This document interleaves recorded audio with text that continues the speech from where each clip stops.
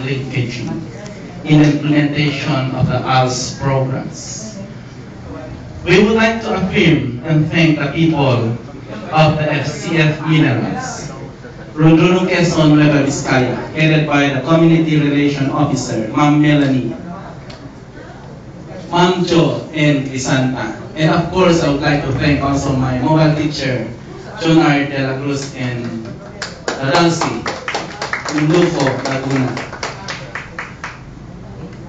The LGU Ballesteros, Cagayan, headed by Dr. Sita Yao. I suppose he went already?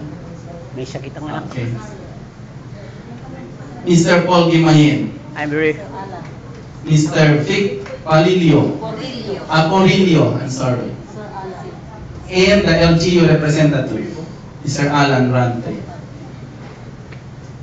The component city of Tuguegarao City, headed by the very promising ES1 in the future.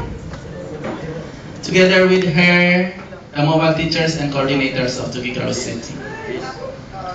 The Paaral program, headed by the very handsome, like me, Eugene Paul Arguez, the Deputy Commandant of Campo P. Ulagan, Sabela. Together with him are the 3 instructional managers and of course, Lieutenant Jabagat. Yeah, very young like me also. Ape laman. The ALS family, of course, from the regional office, the ever-blooming Assistant Chief, Madam Bel Ano.